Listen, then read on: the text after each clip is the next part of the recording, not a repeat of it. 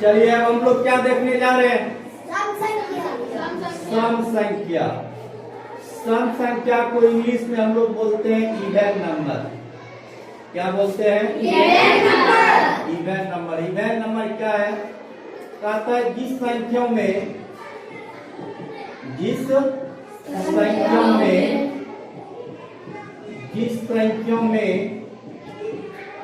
2 से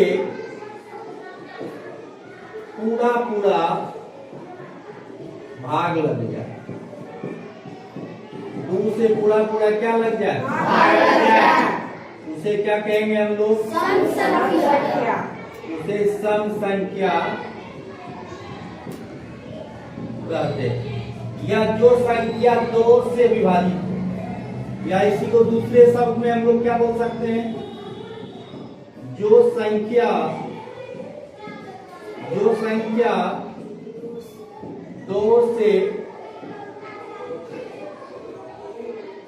पूर्णतः विभाजित, 2 से पूर्णतः विभाजित हो, उसे क्या कहते हैं? सम संख्या कहते हैं। या हम लोग एक डिफिनेशन और दे सकते हैं। क्या? जिस संख्या के अंत में, जिस संख्याओं के अंत में 0, 2, 4, 6, 8 रहे, तो वह संख्या सम संख्या कहलाती है। ये सबसे हो गया। अब हम लोग सम संख्या की पहचान कैसे करेंगे? जैसे हम ले लें, एक संख्या का उदाहरण लेते हैं, तो इसमें हम लोग 2 से पहले क्या करेंगे? भाग देंगे। पहले डिफिनेशन के अनुसार जिस संख्या के अंत में, जिस संख्या में 2 से पूरा भाग लग जाए तो भाग देना पड़ेगा। आया ना? भाग देना पड़ेगा। जो है भाग जो है देंगे तो उसमें समय लगेगा या नहीं लगेगा? समय लगेगा। तो समय जो है नहीं लगे, उसके लिए हम जो है पहचान के लिए तीसरा डिफिनेशन जो है आपको दिए। जिस संख्याओं के अंत में 0, 2, 4, 6 और 8 रहे, तो वह संख्या क्या कहलाएगी? सम संख्या कहलाएगी। तो आप संख्या के लास्ट में केवल देखें क्या इस रूल के अंतर्गत आ रहा है। देखिए तो 0, 2, 4, 6, 8 आ रहा है ना? 8 आ गया ना? मतलब ये सम संख्या होगी, विषम संख्या होगी। सम संख्या। ये बताओ आप, सम संख्या होगा कि विषम संख्या होगा? अब बताओ ये संख्या क्या होगा? सम संख्या। ये बताओ क्या होगा? सम संख्या। ये बोलिए। सम संख्या। ये बोलिए। सम संख्या। तो आप लोग जो है सम संख्या विषम संख्या पहचान कर सकते हैं। आया ना? कर सकते हैं। अब हम लोग आगे देखेंगे विषम संख्या। क्या देखेंगे? विषम संख्या को इंग्लिश में हम लोग ऑड नंबर कहते हैं।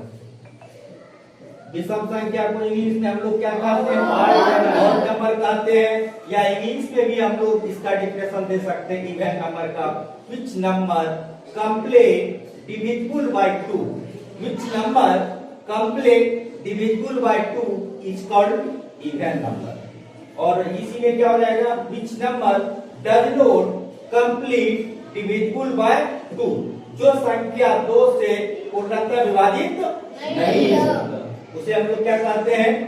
विषम संख्या कहते हैं। या जिस संख्या में 2 से पूरा भाग नहीं लगेगा, जिस संख्या में 2 से पूरा भाग नहीं लगेगा, उसे क्या कहते हैं हम लोग? विषम संख्या कहते हैं।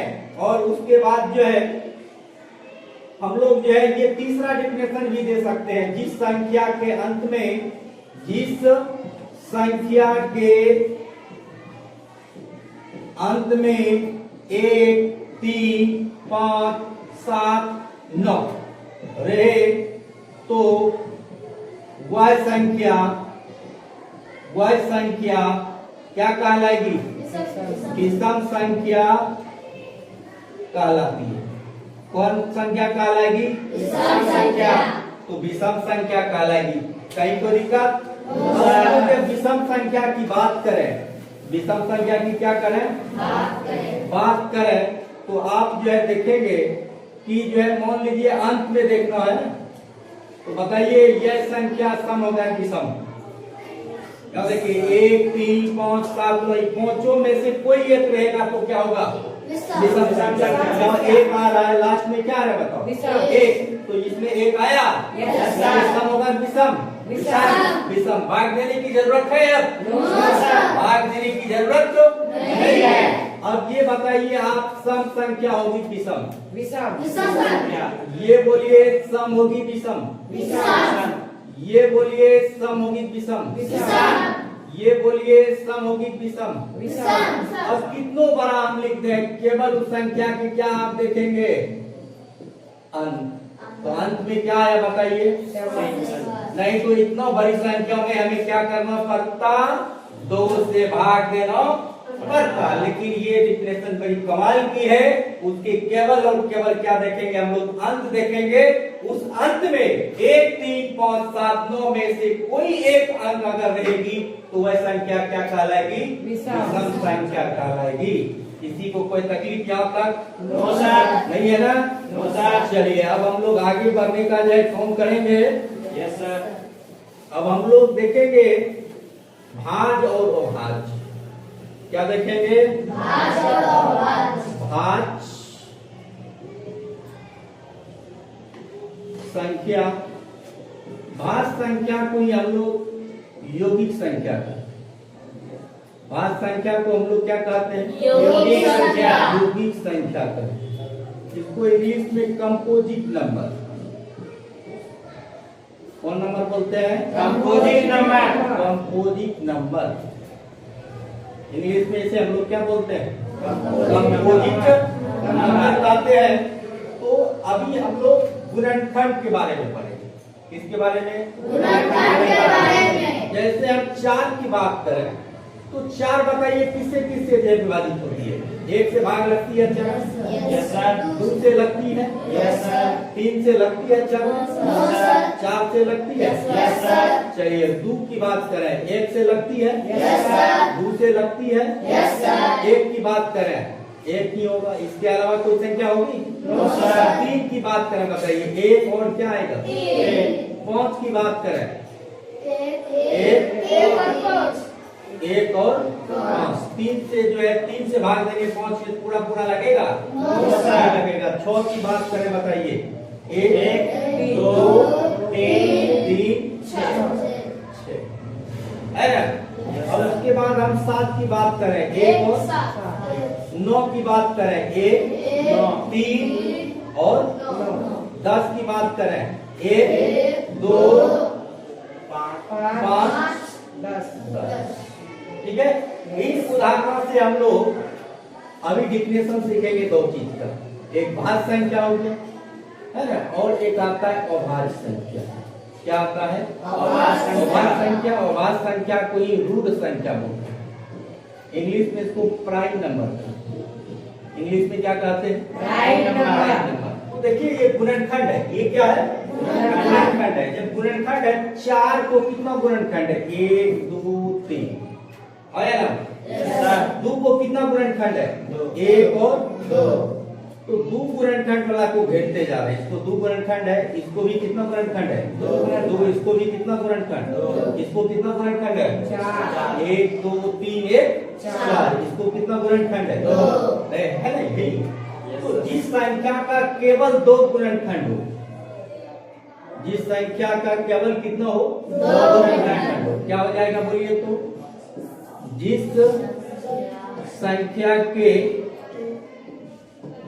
केवल 2 गुणनखंड, कितने गुणनखंड हो? 2 गुणनखंड, उसे क्या कहते हैं हम लोग?